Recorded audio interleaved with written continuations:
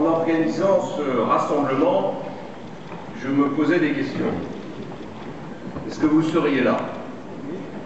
Serions-nous suffisamment nombreux pour nous montrer dignes de ceux qui appellent au secours? Je m'interrogeais et j'avais tort. Vous êtes là, vous êtes solidaires, vous êtes généreux, vous êtes engagés. Merci de tout cœur d'avoir répondu à notre appel.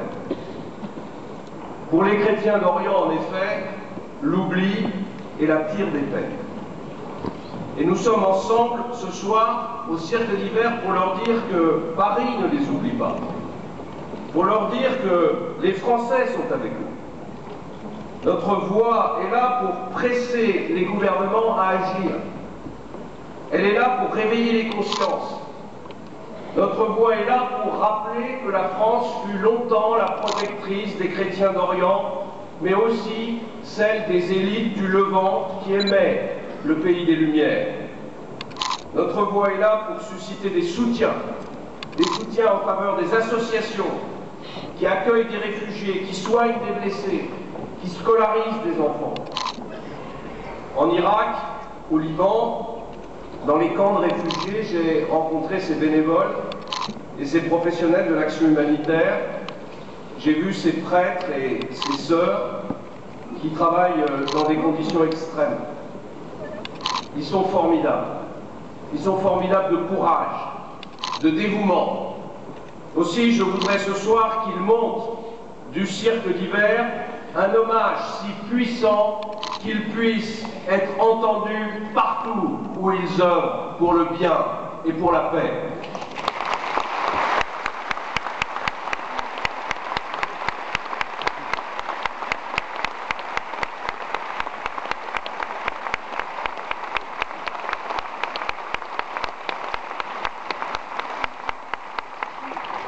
Sur place, les besoins sont immenses.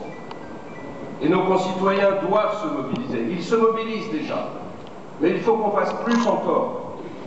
Il faut se tourner vers les associations qui œuvrent en Orient, organiser des actions de solidarité. J'appelle les jeunes dans leurs lycées, dans leurs universités, à mobiliser leurs amis. Ils se demandent parfois à quoi sert la politique. Eh bien, elle sert aussi à défendre des valeurs essentielles. À 5 heures d'avion de Paris, on tue, on torture, on vend des femmes sur les marchés, on brûle des bibliothèques, on détruit des églises, on efface pour toujours les traces des civilisations les plus brillantes. Dans les villages de la plaine de Ninive, convertissez-vous à l'État islamique, sinon vous mourrez par le glaive, éraille des haut-parleurs, des pick-up surarmés. Des hommes, des femmes, des enfants prennent la route de l'Exode. Sur les places publiques gisent les corps des insoumis, autour desquels des adolescents sont invités à jouer au djihad. De quoi sont-ils coupables, ces innocents, sommés de se parjurer, de fuir ou de mourir? Ils ne sont coupables de rien, simplement d'être chrétiens et d'être fidèles à leur foi.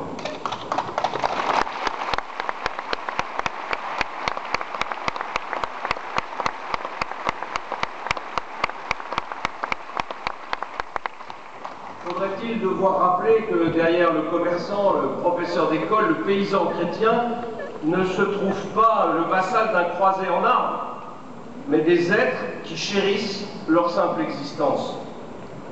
Depuis plusieurs années déjà, les chrétiens d'Orient sont les otages d'une région minée par des guerres dont nous fûmes parfois les complices orgueilleux et naïfs. Une région contaminée par des prêches toujours plus sectaires. Humiliation, intimidation, obligation de se plier à la loi du plus fort, de choisir son camp. Les racines du drame ne datent pas d'aujourd'hui. Mais avec l'État islamique, nous avons changé de monde. On ne partage plus, on brise. On ne négocie pas, on tue. On ne cherche pas à sauver sa propre vie, on souhaite la mort jusqu'à ce que le califat règne sur la terre et impose à tous sa lecture de la charia.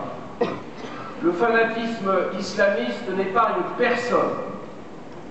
Dans les camps de réfugiés du Kurdistan irakien, j'ai entendu les mots de ces musulmans épouvantés, outragés par ces assassins qui bafouent leur religion et qui enflamment l'islam. Ce ne sont pas des musulmans, ce sont des monstres, me disait un de ces hommes. Ils n'ont rien à voir avec l'islam.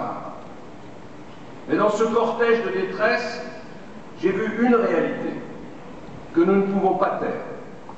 Une vérité que la France n'a pas le droit de refouler au nom de je ne sais quelle mauvaise conscience. En vérité, ce sont les chrétiens qui sont les premières cibles d'une épuration culturelle, spirituelle et humaine. Leurs coutumes, leur foi et, disons-le, le message bienveillant du Christ doivent faire place nette au drapeau noir d'un nouvel ordre.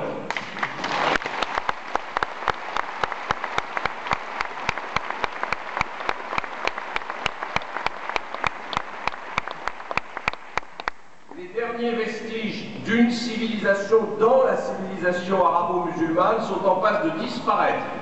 Et avec eux, ce sont tous les espoirs de la cohabitation et du dialogue interreligieux qui s'effondrent. La minorité chrétienne résiste, elle se bat et son combat transcende sa propre cause. Parce que ce qui est en jeu, c'est le combat de la pluralité, c'est le combat de la tolérance, c'est le combat pour la liberté de tous contre l'oppression. Souvenons-nous du pasteur Martin Niemöller et de son terrible poème écrit en 1942. Je me suis permis de l'actualiser. Lorsque les fanatiques ont chassé les chrétiens, je n'ai rien dit. Je n'étais pas chrétien. Lorsqu'ils ont enfermé les yazidis, les imams les plus sages, je n'ai rien dit. Je n'étais ni yazidi, ni théologien. Lorsqu'ils ont masqué le visage des femmes, je n'ai rien dit. J'étais un homme. Lorsqu'ils ont créé leur califat, je n'ai rien dit. J'étais de l'Occident. Lorsqu'ils sont venus me menacer, il ne restait plus personne pour se battre avec moi.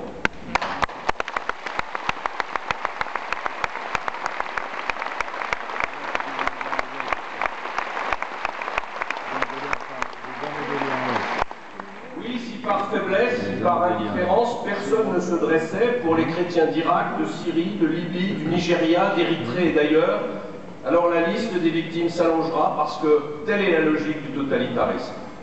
Et plus cette logique intégriste et purificatrice avancera, plus notre monde se fermera. Sunnites, chiites, juifs, chrétiens, chacun se recroquevillera sur sa communauté, sur son territoire, sur ses dogmes. Et de l'autre côté de la Méditerranée, l'Europe se repliera sur elle-même et s'abîmera dans la peur et les affrontements identitaires. Il en sera alors fini de ces passerelles qui nous lient, de ces cultures qui s'entrecroisent et qui nous rassemblent. Le temps des tribus sera revenu. Quelle que soit sa religion, croyant ou athée, personne ne doit donc se taire et baisser les bras. L'issue du drame ne peut pas être et ne doit pas être le départ de tous les chrétiens de Syrie ou d'Irak.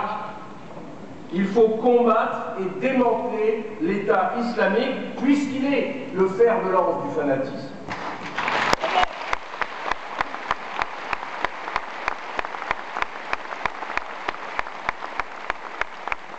Il faut gagner cette guerre en s'en donnant vraiment les moyens. La France fait son devoir. Et nos soldats ne méritent que des éloges.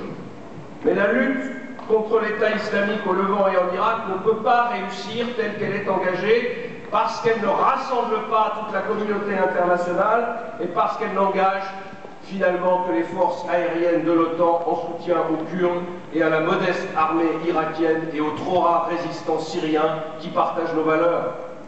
Cette stratégie n'est pas inutile, mais elle nous entraîne dans une très longue guerre dont les chrétiens d'Orient risquent de ne jamais voir la fin. Il faut changer de stratégie. Il faut enrôler le monde contre une barbarie qui le menace. Tous les États du Proche-Orient, l'Europe et les États-Unis, mais aussi la Russie et l'Iran, doivent conjuguer leurs efforts pour éradiquer l'État islamique.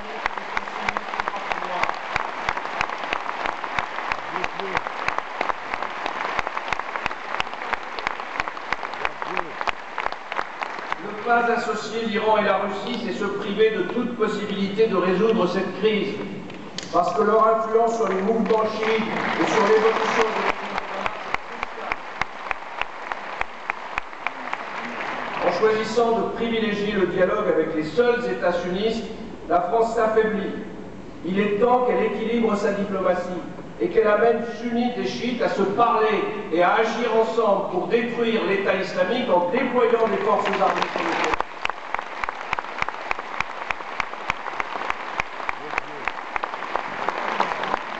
Le temps n'est pas à choisir nos alliés en fonction de nos intérêts commerciaux ou de notre conception idéale de la démocratie.